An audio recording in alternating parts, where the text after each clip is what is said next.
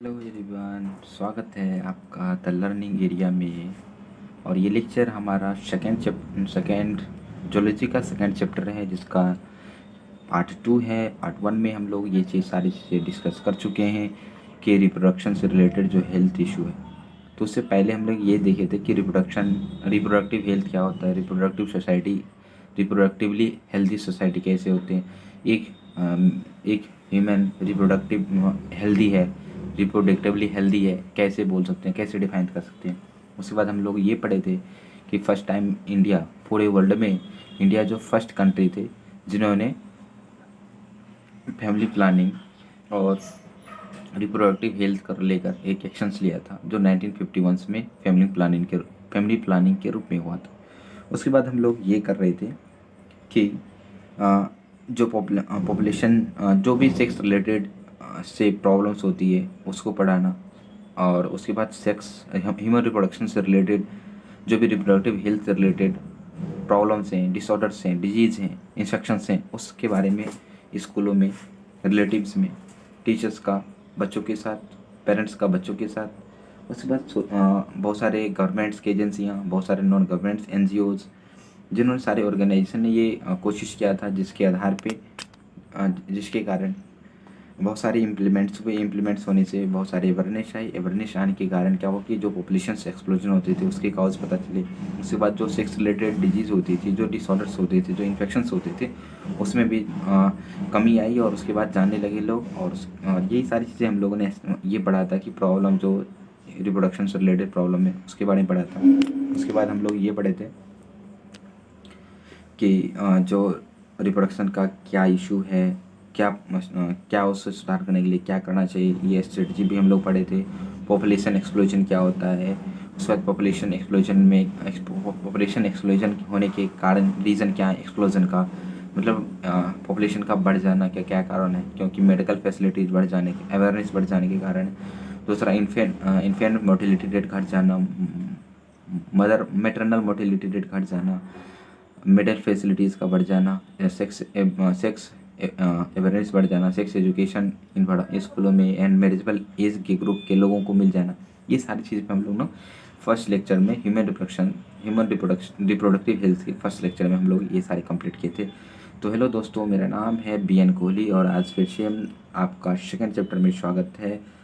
तो हम लोग आज पढ़ेंगे कि जो रिप्रोडक्शन हेल्थ से रिलेटेड जो भी डिसऑर्डर्स होते हैं तो उसके बारे में पढ़ना है। और सबसे पहली बात, हम लोग अगर रिप्रोडक्शन कर रहे हैं तो पॉपुलेशन एक्सप्लोजन जो हो रही है उसको कंट्रोल करने के क्या तरीके हैं, या अनुमानित कोई भी फीमेल्स अगर प्रेग्नेंट नहीं होना चाहते, डेट मीन्स की बेबी को प्रोड्यूस नहीं करना चाहती, तो फिर उसे क्या तरीके अपनाने चाहिए, क्या करना चाहिए। तो फर्स्ट ऑफ ऑल ये 3-4 तरीके होते हैं जिसके आधार पे हम लोग ये बोलते हैं। एक तो नेचुरल तरीके होते हैं, उसके बाद उसके बाद हार्मोनल तरीके होते हैं, कुछ इंजेक्शंस होते हैं। इसके थ्रू हम लोग क्या करते हैं कि किसी तरह से अपने बेबी को मतलब कोई भी कंसीव फीमेल ना कर पाए, इसके लिए हम लोग तरीके अपनाते हैं। तो उससे हम बोलते हैं कंट्रासेप्टिव मेथड्स।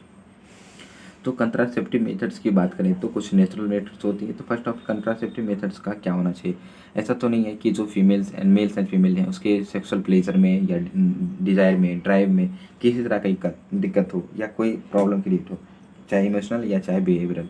तो इसी की बात कर जो कंट्रासेप्टिव डिवाइस होना चाहिए, जो यूज़ करेंगे हम लोग, उसमें क्या होना चाहिए, उसकी प्रॉपर्टीज़ क्या होनी चाहिए, तो उसके आधार पर हम लोग पढ़ने जा रहे हैं। जो आपका प्रॉपर्टी है आइडियल कॉन्ट्रासेप्टिव का, उस यूज़र फ्रेंडली होना चाहिए, मतलब हर लोग यूज़ कर सके, मैक्सिमम लोगों के यूज में हो और वो आसानी से मिल जाए। उसके बाद उसके जो साइड इफ़ेक्ट्स हो वो कम हो, रिवर्सिबल हो, कम से कम साइड इफ़ेक्ट हो, और ये किसी भी तरह से सेक्सुअल डिज़ायर में, ड्राइव में किसी तरह से इंटरफेयर ना करता हो। तो ये क्या है, एक प्रॉपर्टी है कि कॉन्ट्रासेप्टिव जो डिवाइस यूज़ करेंगे उसमें क्या क्वालिटी होना चाहिए, क्या फैक्टर्स होने चाहिए। तो हम बात करते हैं टेम्पररी मेथड्स का, जिसमें हम लोग नेचुरल मेथड्स ऑफ कॉन्ट्रासेप्टिव पढ़ते हैं, कॉन्ट्रासेप्शंस। तो फर्स्ट ऑफ ऑल हम लोग देखेंगे ध्यान से, जो ये प्रिंसिपल है, नेचुरल मेथड्स जो प्रिंसिपल है ना, इसमें जो नेचुरल मेथड्स है उसका प्रिंसिपल्स क्या है। तो जनरली ये क्या, इसमें प्रिंसिपल्स क्या होता है कि अवॉइड करते हैं कि मेल एंड फीमेल गेमेट आपस में नहीं मिले, मतलब प्रिवेंशन करते हैं कि फर्टिलाइजेशन से प्रिवेंट करते हैं, किसमें, नेचुरल मेथड्स में। तो नेचुरल मेथड्स का कभी प्रिंसिपल पूछा जाए कि एक्चुअली इसमें किस पे वर्क करता है, तो आप क्या बोलेंगे, तो avoiding the chances of ovum and sperms के मीटिंग को रोकता है, डेट मीन्स की प्रिवेंट फर्टिलाइजेशन।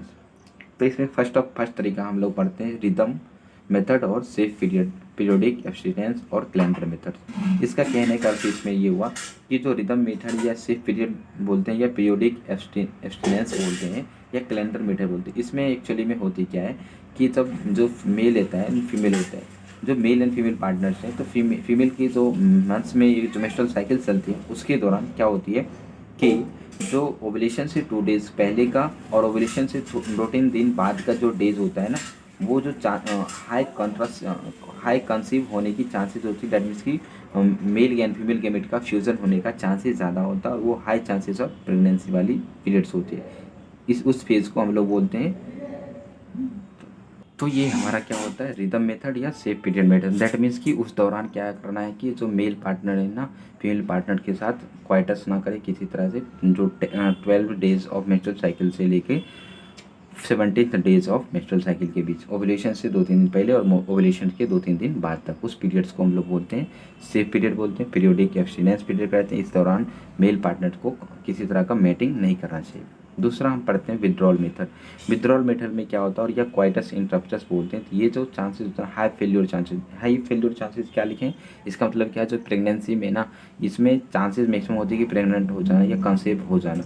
तो विड्रॉल मेथड में एक्चुअली में ये कहना करती है कि ड्यूरिंग द क्वाइटस या during the meeting male partners have to withdraw their penis from the vagina at the time of ejaculation. मतलब जब क्वाइटस कर रहे हैं या इंटरकोर्स कर रहे हैं उसके दौरान क्या होता है कि मेल पार्टनर्स को जब इजाकुलेशन का अर्ज आए तो उस दौरान क्या करें, पेनिस को इजाकुलेट करें थ्रू फ्रॉम द वेजाइना। अब थर्ड हमारा है लेक्टेशनल एमिनेरिया। लेक्टेशनल एमिनेरिया में क्या होती है कि जब कोई मदर पाचुरेशन करती है, पाचुरेशन दैट मीन्स की delivery of baby through the vagina. That means कि अगर कोई भी मदर जो होती है वो कोई भी बेबी को प्रोड्यूस करने के बाद अगर उसे फीडिंग करवाती है, मिल्क फीडिंग करवाती है, उस दौरान क्या होता है कि लेक्टेटिंग हार्मोन जो होती है, प्रोलैक्टिन्स, ये बॉडी में ज़्यादा हाई होते हैं, जिसके कारण से क्या होती है वो जो ओवुलेशंस होते हैं उसके हार्मोन्स को सप्रेस करती है और इनहिबिट करती है, जिसके कारण मेंस्ट्रुअल साइकिल्स नहीं होते। इसी को हम लोग बोलते हैं लेक्टेशनल एमेनोरिया बोलते हैं। तो हम लोग अच्छे से देखते हैं क्या क्या इस चीज़ में लिख। हाँ, तो हम लोग देखते हैं रिदम मेथड या सेफ पीरियड और एब्स्टिनेंस ऑफ कैलेंडर मेथड। तो क्या है कि देखिए ध्यान से, जो मेंस्ट्रुअल साइकिल होती है, मेंस्ट्रुअल साइकिल 28 + 2 डेज़ की होती है। तो आपका जो 10th डे होता है, डेट मीन्स की 14th डे ओवुलेशन होती है। डेट मीन्स की जो मेंस्ट्रुअल साइकिल होती है उसके मिडिल ऑफ साइकिल में क्या होता है, ओवुल मतलब एक अर्ली जोन होता है, उससे 2 दिन पहले। तो क्या करना है, 12th डेज से लेकर आपको क्या करना है, 12th डेज से लेकर 70th डेज तक क्या करना है, उस दौरान क्वाइटस या मीटिंग, किसी तरह का फीमेल के साथ क्वाइटस या मीटिंग करना अवॉइड करना है। जिससे क्या होगा कि चांसेस ऑफ जो प्रेगनेंसी होती है, कंसेप्शंस होती है, वो चीज़ें ज़्यादा होती है, जिसके कारण आप उसको अवॉइड करने के कारण आप ये कंसीव होने से बच सकते हो। दूसरा हमारा है लेक्टेशनल एमेनोरिया। भी देख लीजिए, लेक्टेशनल एमेनोरिया में क्या होती है कि एक्चुअली में जो आपको ऑलरेडी बता चुका हूँ कि जो मदर लेक्टेटिंग मदर जो अपने बेबी को फीड कराती है उसके दौरान क्या होता है, प्रोलैक्टिन हार्मोन रिलीज होती है, जो कि लेक्टेटिंग हार्मोन है। ये हार्मोन क्या करती है, पिट्यूटरी को, हाइपोथैलेमस को जीएनएच हार्मोन रिलीज करने से रोकती है, इनहिबिट करती है, और जीएनएच हार्मोन स्टिमुलेट करती है किसको, पोस्टीरियर पिट्यूटरी, एंटीरियर पिट्यूटरी को। और एक्चुअली में ये जो हार्मोन्स है ना, जो भी ओवुलेशन को इंड्यूस करते हैं ना, उस हार्मोन्स को रिलीज करने से बचाते हैं। ओके, तो यहाँ पे लेक्टेशनल इम्यूनिटी होता है, मतलब absence of menstrual cycle is lactational immunity. और ये भी एक तरीके हैं किसका, कॉन्ट्रासेप्शन का। तो आगे हम लोग देखते हैं बैरियर मेथड्स, क्योंकि बैरियर मेथड्स आप लोग देखते हैं। तो बैरियर मेथड जो है कंट्रासेप्शन का, इसको ध्यान से देखिएगा सब लोग, और सारे लोग प्रॉपर नोट्स बनाइएगा। नोट्स बनाएंगे तभी बार बार रिवाइज करेंगे, और कहीं समझ ना आए तो फिर से लेक्चर्स को देखिएगा। तो बैरियर मेथड्स में हम लोग बात करते हैं, जैसे बैरियर मतलब क्या हुआ कि एक गैमेट है, मेल गैमेट, और दूसरा हमारा फीमेल गैमेट। तो उस दोनों के बीच अगर वाल बना दीजिए, कोई बैरियर डाल दीजिए, कोई चीज़ डाल दीजिए जो कि उसको सेपरेट करता है, उसको रोकता हो मिलने से, इसे कहेंगे बैरियर मेथड। तो बैरियर मेथड्स का प्रिंसिपल्स क्या है, तो बैरियर मेथड्स में प्रिंसिपल यही है कि ओवम एंड स्पर्म सेल को रोकना है फिजिकल लिमिटिंग से, और ये प्रिवेंट करेगा फर्टिलाइजेशंस को। अब बात करते हैं कि मेल में जो हम लोग यूज कर सकते हैं, तो मेल के लिए जो बैरियर मेथड्स होते हैं वो कॉन्डम्स होते हैं जो कि इरिवर्सिबल्स होते हैं, मतलब उसका यूज़ नहीं कर सकते। और जब आप एनसीईआरटी पढ़ोगे तो उसमें एक कंपनी या एक नेचुरली जो इंडिया में, जो हम लोग इंडिया में यूज़ करते हैं, तो उसे निरोध बोला जाता है। क्या बोला जाता है? निरोध। और ये जो कॉन्डम्स होते हैं वो लैक्टिक्स का और शीत का बना होता है, जो रबर का बना होता है। और बात कर रहे हैं यहाँ पे फीम सील्ड का। Femshield female condom, that means कि ये कॉन्डम्स होते हैं जो कि फीमेल यूज़ करती है, जो कि हाँ फीमेल यूज़ करती है। उसके बाद सर्विकल कैप्स भी रीयूजेबल होती है, ये फीमेल यूज़ करती है। डायफ्राम भी फीमेल यूज़ करती है। और वॉल्ट रिजल्ट जो होती है रीयूजेबल होती है, और ये फीमेल के द्वारा ही यूज़ होता है। जो बेसिकली जो हम कॉन्डम्स की बात कर रहे हैं, जो बेरियर मेथड्स की, कॉन्ट्रासेप्टिव मेथड्स की बात बोल रहे हैं, ये जो कॉन्डम्स होते हैं ये प्रिवेंट करते हैं कि जो एड्स होती है और ये जो सेक्सुअली ट्रांसमिटेड डिजीज होती है या इन्फेक्शंस होती है उसे प्रिवेंट करती है। तो हाँ, जो भी अगर किसी तरह का कंसीव नहीं होना चाहते, प्रेग्नेंट नहीं होना चाहते, बेबी को नहीं चाहते, तो वो लोग को एज यूजल कॉन्डम्स या फीमेल कॉन्डम्स को यूज़ करना चाहिए, जो कि उसे एक सेक्सुअली ट्रांसमिटेड डिजीज से भी बचाता है। दूसरा एड्स जो भी सेक्सुअली ट्रांसमिटेड डिजीज है इससे प्रिवेंट करती है। अब बैरियर मेथड्स में हमारा केमिकल मेथड्स भी आता है। तो केमिकल मेथड्स में क्या होता है? जेल या क्रीम्स लगाना। तो these are available in the form of cream, jellies, foams, genital tablets. These contain chemicals like citric acid, boric acid and zinc sulphate. और ये एक्चुअली में क्या करता है? Citric acid and boric acid and zinc sulphate ये actually में kill करता है स्पर्म सेल को। और it kill the sperm by disturbing the, that means कि ब्रेक डाउन कर देते हैं मेम्ब्रेन जो होते हैं स्पर्म सेल के। अब हम बात करते हैं third method intra uterine device का, IUDS का। इंट्रा यूटेराइन डिवाइस में क्या होता है कि ये जो डिवाइस होते हैं एक्चुअली ये किसी भी ह्यूमन के द्वारा ये खुद से पर्सनली इंसर्ट नहीं करा जाता है। ये डॉक्टर्स और नर्स एक्सपर्ट्स नर्स के गाइडेंस में ही, उसके अंडर सुपरविजन में ही इस चीज़ का यूज होती है। तो ये इंट्रायूटेराइन डिवाइस की बात करते हैं तो these devices are inserted by doctors or experts nurses in the uterus through the vagina. UDS IUDS increases the phagocytosis of sperm within the uterus and copper ions release suppress the sperm motility and fertilizing capacity of sperms। तो actually हम लोग यहाँ पे ये बात करें कि जो इंट्रायूटेराइन डिवाइस है उसका क्या प्रिंसिपल है, वो किस चीज़ पे काम करता है, उसका एक्चुअली में वो क्या मोटिव है, ये किस वे में काम करता है। तो हम यहाँ क्या बोले, इंट्रायूटेराइन डिवाइस क्या करती है? स्पर्म सेल को उसको खाती है, उसको मारती है, और जो कॉपर आयंस रिलीज होते हैं वो स्पर्म सेल की मोटिलिटी को और उसकी कैपेसिटी को डिक्रीज करती है।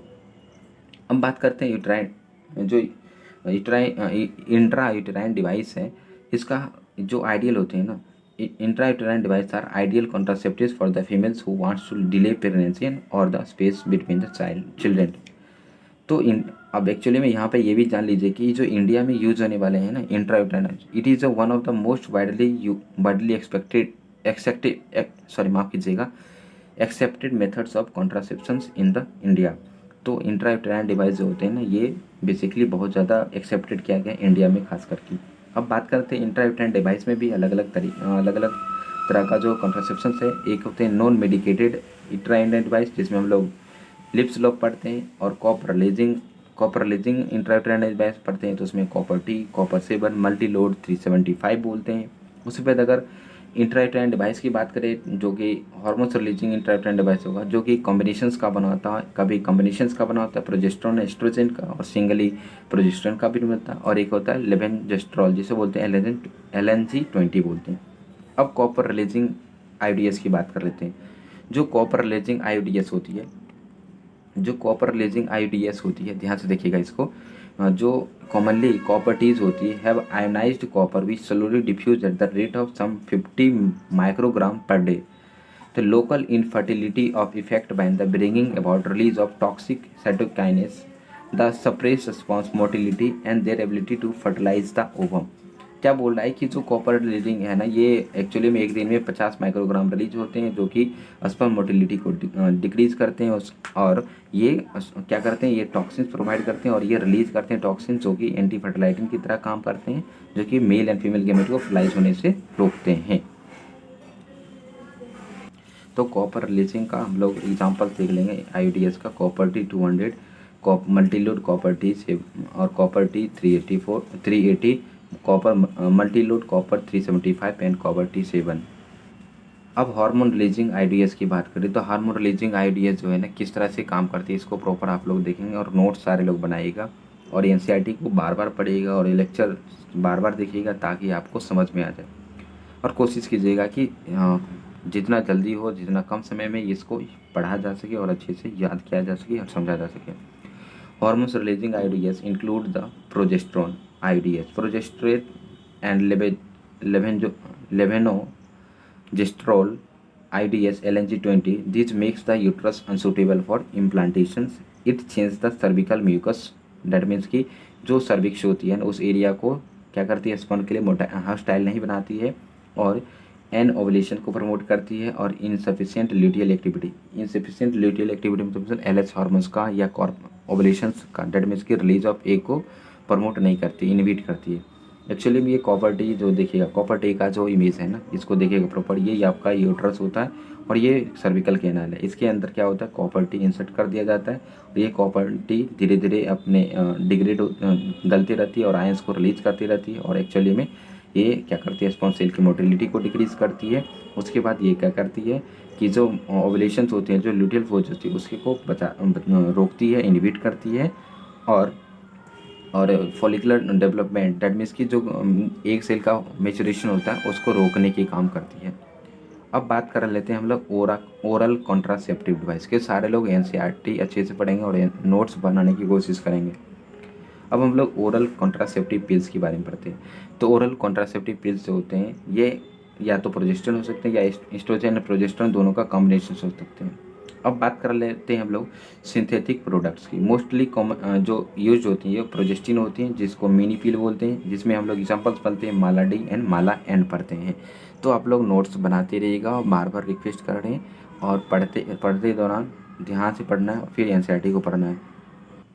हाँ, तो टैबलेट को हम लोग कैसे यूज करते हैं, लेबेंजेस्ट्रोल और most common estrogen is ethinyl एस्ट्रोडाइल।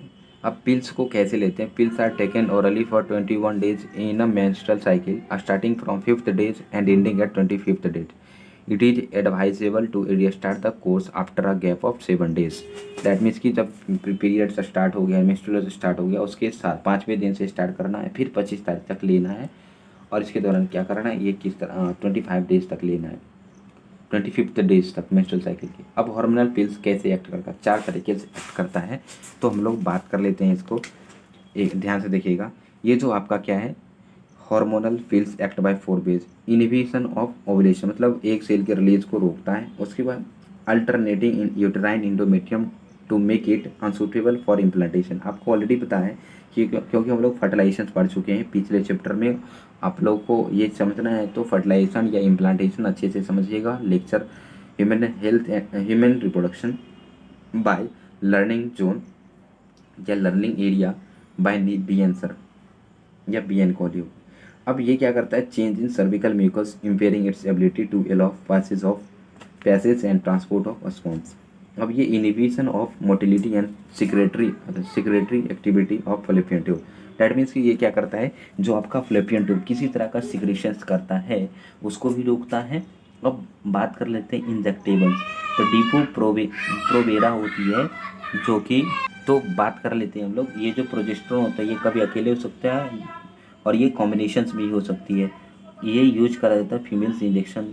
और अब they are depot medroxyprogesterone acetate जिसको हम लोग डिपेवा का DEMPA कहते हैं, इफेक्टिव फॉर द 3 months। जो ये कॉन्ट्रासेप्टिव्स होते हैं ये 3 मंथ तक इफेक्टिव होते हैं। अब हम लोग बात कर लेते हैं एक इम्प्लांट्स होते हैं, दैट मीन्स कि इम्प्लांटेशन करवाते हैं। देखते हैं जो इम्प्लांटेशंस होती है, ध्यान से देखिएगा। जो इम्प्लांट्स होती है ना, डैट मीन्स कि कहीं जो जो फीमेल्स का लेफ्ट हैंड है ना, उस साइड में क्या होती है कि कोई चीज़ को कॉपर टी या कोई भी सब्सटेंस को इम्प्लांट कर देता है जो कि प्रिवेंट करती है कॉन्ट्रासेप्शन, जो कि प्रिवेंट करती है कंसीव होने से।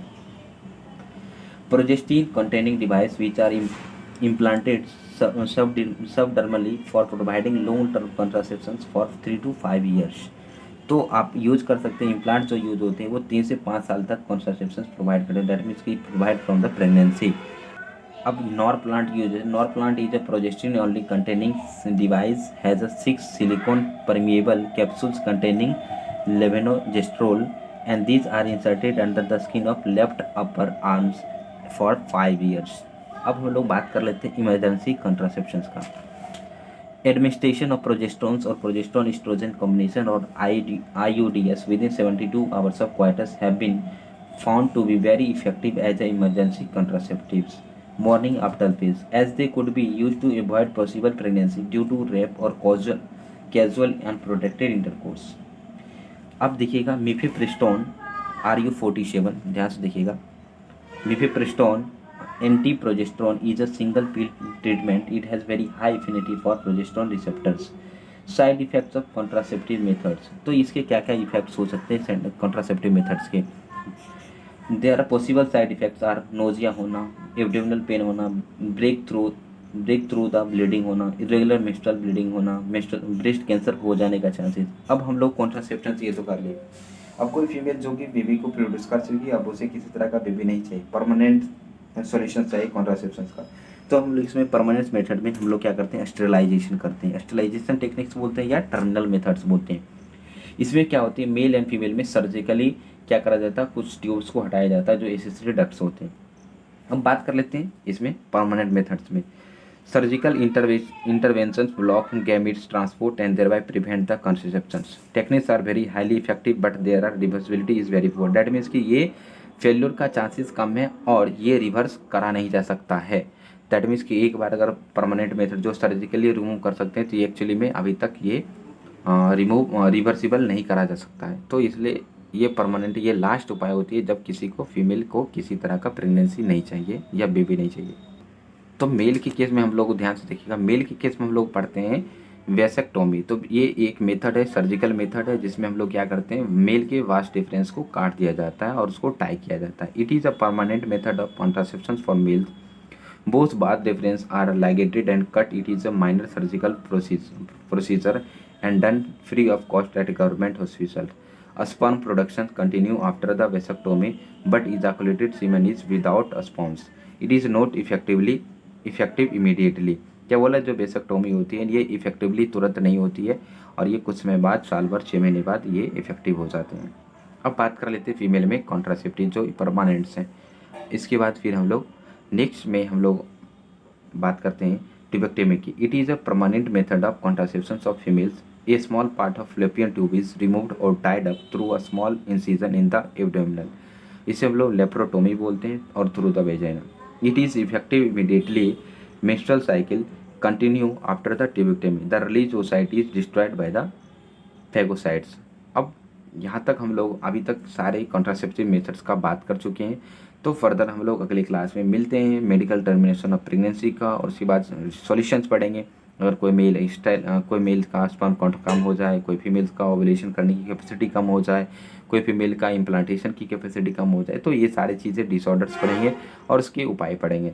तो थैंक यू, और आप लोग अच्छे से पढ़ते रहिए और मस्त आगे बढ़ते रहिए। Thank you.